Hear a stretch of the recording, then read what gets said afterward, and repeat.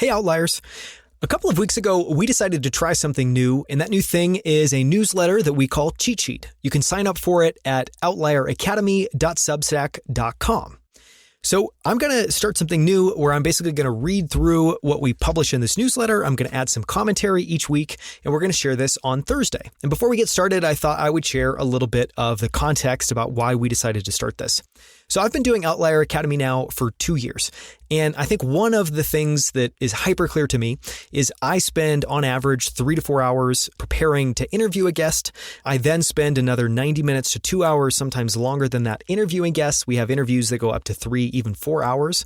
And so at the end of the day, we have 2 hours up to, say, 8 hours of content and research that's been done for each and every episode that we have to try to squeeze into what we typically publish, which is about 90 minutes. And it's incredibly challenging. And so one of the things that I wanted to do, both for myself as a challenge, as well as to try to deliver something of incredible value to everybody who follows and subscribes to Outlier Academy, thank you so much, by the way, is to try to compress down all of that into 3 ideas every single week, which is brutally difficult. But the goal of doing that is we can effectively take for you 90 minutes, hours of research that we've done and try to compress it into something you can read in 5 to 10 minutes. 5 minutes is a little bit of a stretch. I'll be honest. It probably ends up being closer to 10 minutes every single week, but it's something. And so we decided to start this. And so the goal moving forward is that every single week, there'll be a new 20-minute Playbook episode on Tuesday, a new long-form deep dive conversation with the founder, investor, or author on Wednesday. And then on Thursday, we're going to effectively take those past 2 episodes, try to condense it down to 3 ideas, and we're going to email it to you for free every single Thursday. If that sounds interesting, please subscribe. Go to outlieracademy.com/substack.com. And you can get this newsletter completely free. And we don't even care if you subscribe to the podcast. Part of the goal of doing this is to be more generous with everything that we've learned, and for me to try to express everything that I've learned for the guests in something that's interesting and compelling. So that is what it's called. It's a new newsletter that we call Cheat Sheet, and it contains just 3 of the best ideas, questions, or bits of wisdom from the podcast episodes that week. So I thought what I would do is share what I published a couple of weeks ago at this point for Abby Miller Levy and Primetime Partners episodes. These are episodes 135 and 136. So you can listen to them. You can find them at outlieracademy.com/135 and outlieracademy.com/136. So I'll now go ahead and read some of the introduction. We'll get into these 3 big ideas, and I'll try to add some commentary along the way. These episodes were all around aging, the data around us all living much, much, much longer. I'll go through some of those data points in a bit, but it's incredible. And what that means both for investment opportunities, which is what Primetime Partners is focused on, but also what that means for all of us. We're all humans. We all have to think about how we live our lives, the goals that we have. And what we cover in this interview, I think, tees up some fascinating things that are very philosophical in terms of how we all approach life. So it starts with a quote from Betty White. This one's amazing. It's live your life in such a way that if you die at 99, it's still too soon. It's a damn good quote. This week, we profiled Abby Miller Levy and Primetime Partners, the venture capital firm Abby co-founded with venture legend Alan Patricof of Graycroft and Apex Partners fame. So Primetime Partners, which is a new venture fund focused completely on investing in companies that are focused on improving some component of aging, was co-founded by Abby and Alan Patricof. What's fascinating about Primetime Partners is that they're completely focused on aging as a problem space, or what they call AgeTech. They're investing in companies that can help us all live longer, healthier, and richer lives for longer. Surprisingly, there are very few venture firms investing in it, especially given the overwhelming data around the size, growth, and value of this market segment. Before co-founding Primetime Partners with Alan Patricof, Abby Miller Levy co-founded Thrive Global with Ariana Huffington and was the SVP of Strategy and Growth at SoulCycle. She also worked at McKinsey. She's worked at Oxo. She's done a lot of incredible things. The 3 biggest ideas and questions from these episodes were 3 things. The first one, what changes when 50% of the US population lives to be at least 100?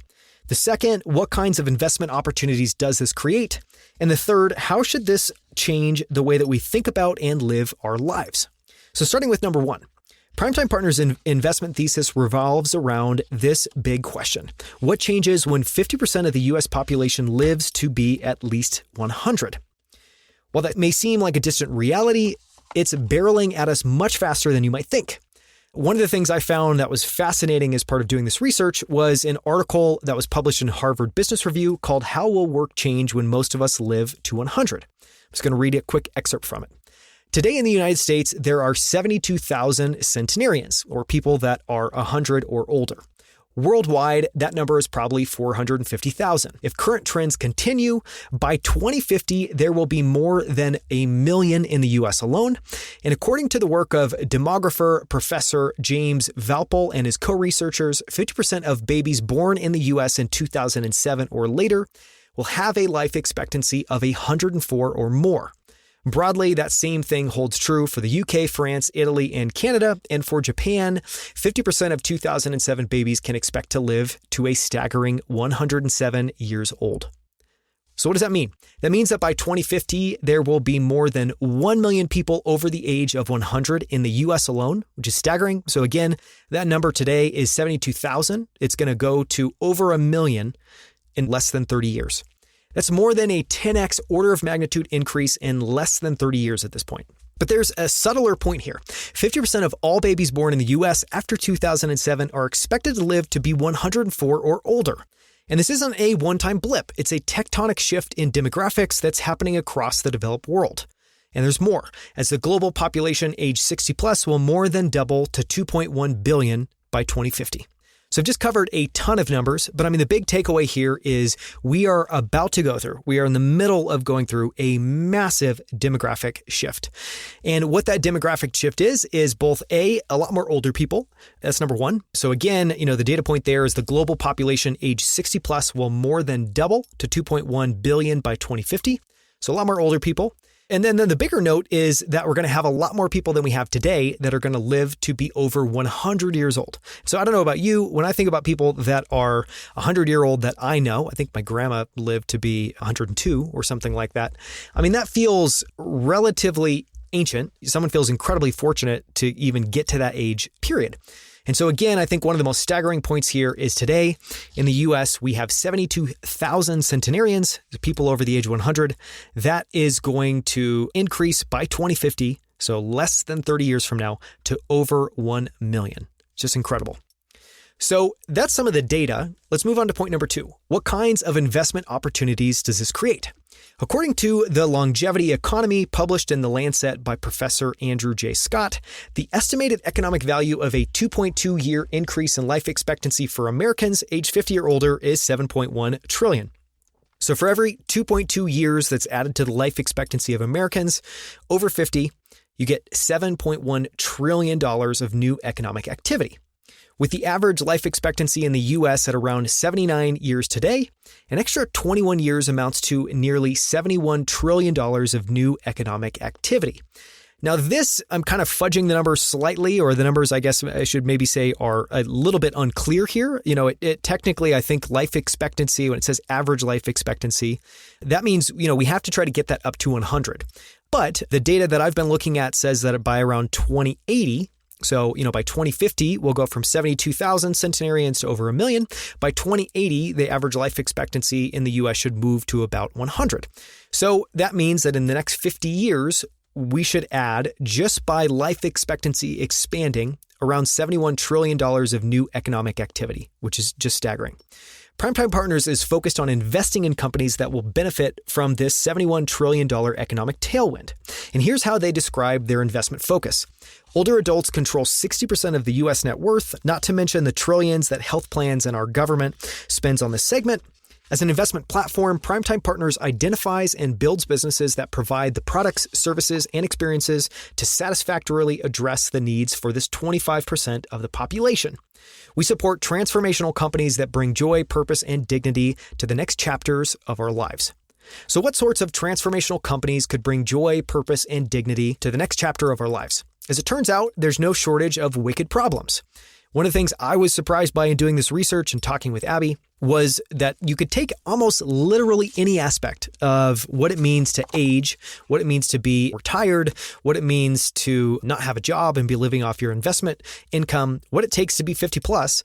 And if you look at what exists today, it is atrocious. And there's kind of two things that are true there. On the one hand, almost no one is actually specifically building products that are targeting older Americans or people that are, say, 50 plus. We're going to go through some examples in a minute, and these examples are great, but there's just not that many data points. And one of the other things that I asked Abby in the interview that I thought she had a great answer to, and was one of the things that was in my mind was, okay, we just talked about all this data that I think if any venture firm, any investor could hear this data, their ears would perk up and they would start to think about the ways that they could invest in this trend, because it's just absolutely undeniable what's happening from a demographic perspective. So one of the questions I asked Abby was, well, why aren't there more people investing? And why aren't there more data points of, say, unicorns or companies that have gotten to a sizable size and impactful valuation that have done really well? And she admitted that, one, it's because there's not enough people that are focused on this problem. Two, there's not enough funding that's going towards the space. And three, some of the companies that we'll cover are very specifically targeting people that are 50 plus. But I think generally what I found really interesting is if you're a company that's doing retirement savings, for instance, you should have a part of your business that focuses and is tailored to people that are 50 plus. But so many of the problems of us living longer are way, way, way downstream. So what I mean by that is even if you, say, are focused on creating a better retirement savings platform, you don't necessarily have to just focus on people that are 50 plus, but you can take the data, take the perspective, take what it means, the fact that we're all going to need much more retirement savings in the future, and that can certainly influence some of what you're building. So let's talk about some of these wicked problems. Here are just a few. The first one is saving for retirement. As we live longer, we'll need to find ways to grow our retirement savings at a faster rate to make sure we have enough money to live comfortably for longer. Today, it's estimated that 50% of retirees run out of money within their lifetime, which is staggering and depressing, but it's a true stat. And, we expect that this will get worse as our lifetime increases. So what's a potential solution? Well, a potential solution is IRAs that allow you to invest in alternative assets, including venture capital and real estate. And this stuff exists today. There's some great companies. Some examples are Alto IRA and Retirable. But again, I don't think there's that many data points. And I would say that the percentage, I don't know what this data is, but my hunch would be the percentage of people that have an IRA and could have a self-directed IRA that allows them to invest in alternative assets is very, very, very small. I would guess, if I had to guess off the top of my head, I would guess 5% or less of the market. I just don't think the penetration is all that high. So that's one problem. Just saving for retirement, big, big, big problem. There's some new interesting companies like Alto IRA trying to tackle that. What's another problem? I thought this one was actually really fascinating. One of the things that Abby was talking about is obviously as soon as you get to, say, 50 plus, but especially once you're retired, if you're going to live for decades longer, one of the things that you might want access to is credit. And when you actually look at credit products that are tailored for people that are retired, which means you don't have income, you have a lot of assets, you have a lot of investments, but 60% of the household net worth is tied up in people that are 60 plus at this point. So they're asset rich, they're income poor. That should be underwritable, but today it's not because our credit models are broken. And so the second one I thought was fascinating is just borrowing money. Our credit scores are dictated by a mix of debt capacity, debt balances, and income. Living longer without income but with plenty of assets means new credit models need to be created that deprioritize income in favor of net worth or assets or other things that they can use to underwrite you and be able to give you a line of credit. So what's a potential solution? Is a credit card or a line of credit that's based off assets first and income second? And, why wouldn't this be available for anyone? Again, I think one of the big themes I learned here is, yes, you can be a company that just focuses on 50 plus. If you do that, there are a bunch of really specific implications. You have to think about, from a naming, from a marketing, from a branding perspective, all of that's going to be tailored to people that are 50 plus, which likely means you're going to be excluding people and you're going to be turning off people that are not in that group. It's not a bad thing, but I think a lot of companies are probably going to do better if they're trying to create a new model like a credit card or a line of credit that's based off assets first and income second, and just make it available to anyone. Then you're going to be able to serve people that are 50 plus. You're also going to be able to serve people that are not 50 plus. So that was an interesting one. And an example of that today, a company that exists, a company that's really interesting is called Sagewell. Number 3 is finding employment. And this is going to be the last one. I could go kind of ad infinitum with some of these options. I thought 3 was a good stopping point. So the last one I shared here was finding employment. And I thought this one was, again, really interesting. So again, just for some context, if we're going to live longer, at some point people are all going to retire. But I think one of the things anyone listening that say has retired parents can attest to is that so much of your identity, so much of your narrative about yourself, so much of just your happiness is your ability to contribute to others. What does that typically look like? That looks like working or volunteering. And we might not all think of our jobs as a way of giving service to other people, but at the end of the day, that's a big component of that. And so what I've found is even with my retired parents at this point, I think they've done some teaching, they've done a little bit of work. It's much more volunteering. But, I think a theme here is if people are going to be living longer, we need to lose the stigmatism and we need to lose some of the ability for older people to not be able to work, either due to age discrimination or other things. So this problem is really interesting. One of the stats by 2024, workers age 55 plus will represent 25% of the U.S. workforce with the fastest annual growth among people aged 65 plus. Yet AARP reports that 3 in 5 older workers have seen or experienced age discrimination. Potential solution, gig economy businesses and part-time employment opportunities for older adults. This is one of the things that Abby brought up. I've noticed this myself just taking Ubers, that a lot of Uber drivers or gig economy workers are older. It's a great way for them to be able to have flexibility and still make some income and be able to be employed. And a really interesting example that Abby brought up is a company called Get Set Up, which effectively allows older adults to teach courses to other older adults as a way of obviously getting employment. Really interesting problem. I would like to see more. Did not find many data points here. Get Set Up was about the best one I could find, the best, most interesting company I could find. Massive, massive, massive problem that clearly needs more solutions. So those are the 3. And again, just to recap, saving for retirement, borrowing money, finding employment. These are all extremely basic, extremely big problems. There should be able to be very large businesses that address all of these things, and they're all very unique problems to what we've been talking about.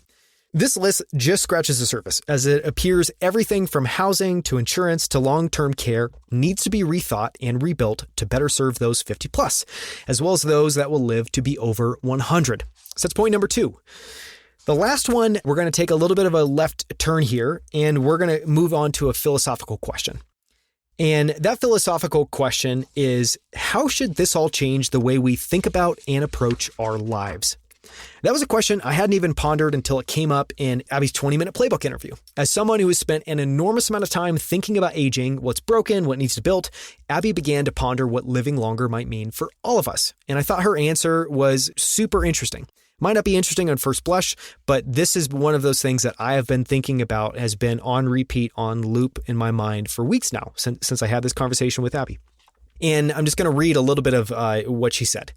And her answer was, I think it just means that there's different chapters. There's different chapters to your own personal development, to your own professional development, to your relationships, to your marriage, to just how you pace yourself. As we all live longer, we'll be faced with the challenge of what to do with that extra time.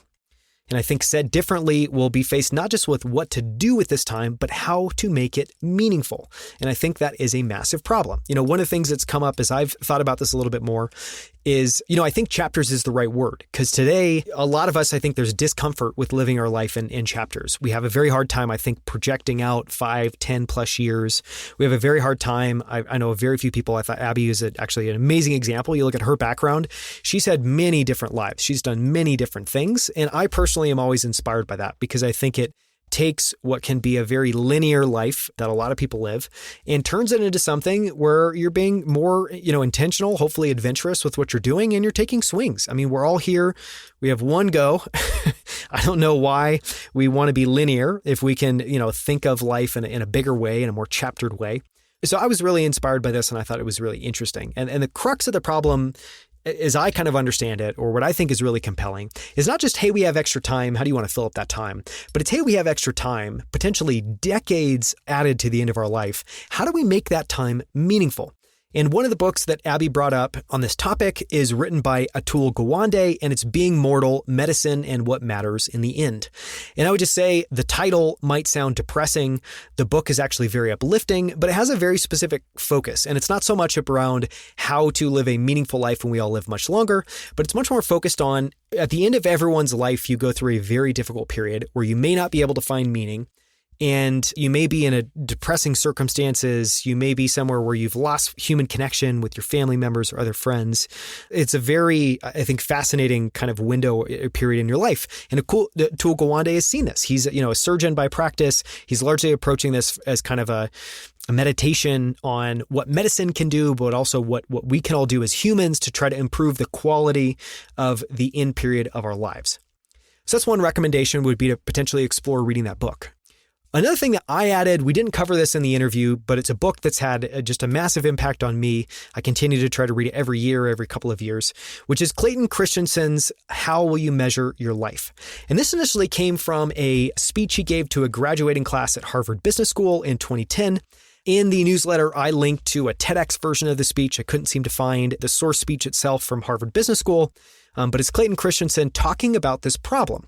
And I think it's a fascinating problem because even if we're going to live to be 50, if we're going to live to be 100, if we're going to live, another 6 days, pondering how we'll measure our life seems to be, I would say, a very, very, very important thing. So I would also just throw that out. If you're inspired by this topic, if you want to use this as a moment to do some reflection, I highly, highly, highly recommend reading Clayton Christensen's How Will You Measure Your Life? And then here's a final question from Abby Miller-Levy, worth pondering this weekend. And this, she said at the end of what she said earlier. So I'll probably just piece it all together so it makes a little bit more sense. This was all said at one point in Abby Miller-Levy's 20-minute Playbook interview. She says, I think it just means there's different chapters. There are different chapters to your personal development, your professional development, to your relationships, to your marriage, to just how you pace yourself. If you knew you were going to run a marathon versus a sprint, what would you do differently? I'll leave you with that this week. Thank you so much for listening.